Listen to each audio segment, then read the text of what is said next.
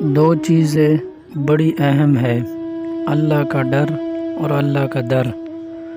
جس کو یہ دو نعمتیں حاصل ہو گئی سمجھو وہ کامیاب ہو گیا۔ دھڑکنیں احساسات سے چلتی ہے، احسانات سے نہیں، اس لیے جس سے جب تک رشتہ رکھے احساس کا رکھے، نہ کہ احسانات کا۔ مٹی کے برتن اور رشتوں کی قیمت صرف بنانے والے کو ہی پتہ ہوتی ہے، توڑنے والے کو نہیں۔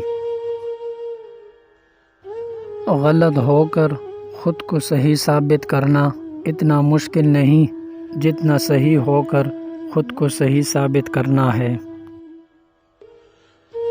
اللہ تعالیٰ کو پسند ہے وہ دل جس میں مخلوق کا درد ہو، وہ جگہ جہاں اللہ کا ذکر ہو، وہ آنکھ جس میں حیا ہو، وہ ہونٹ جس میں مسکراہٹ ہو، وہ شخص جو وعدہ وفا کرتا ہو اور آنسو جو خوف اللہ سے گرے، وہ خدمت جو بغیر مطلب کے ہو۔ جب تک الفاظ کتاب سے نکل کر عمل میں شامل نہیں ہوں گے، نہ دل بدلے گا اور نہ دل کی دنیا۔ انسان کے دل کے لیے سب سے مفید چیز لوگوں کے ساتھ نرمی کا معاملہ کرنا اور انہیں خیر پہنچانا ہے۔ بعض اوقات اپنوں کو پتہ ہی نہیں چلتا کہ ان کے کچھ فیصلے فاصلوں کا سبب بن جاتے ہیں۔ زندگی اگر آسان ہوتی تو ہمیں کبھی بھی پتہ نہ چلتا کہ صبر کیا ہے، دعا کیا ہے، امید کیا ہے، حوصلہ کیا ہے، لگن کیا ہے، مشکل کیا ہے، مدد کیا ہے، بھروسہ کیا ہے، رکاوٹ کیا ہے، دوستی، محبت اور سارے رشتے کیا ہیں۔ بس کامیاب ہے وہ جس نے مدد کے ساتھ صبر اور صبر کے ساتھ امید رکھی۔ کامیاب مرد کے پیچھے بوڑھے اور ضعیف باپ کی قیمتی جوانی ہوتی ہے۔ الفاظ ہی سب کچھ ہوتے ہیں، دل جیت بھی لیتے ہیں اور دل چیر بھی دیتے ہیں۔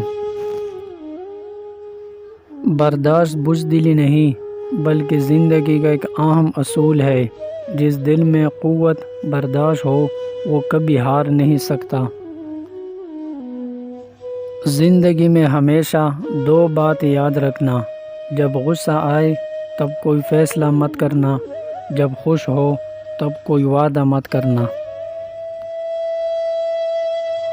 نیکی میں اتنی طاقت ہے کہ ایک چھوٹی سی نیکی آپ کو اللہ کی رضا اور جنت کا حقدار بنا سکتی ہے۔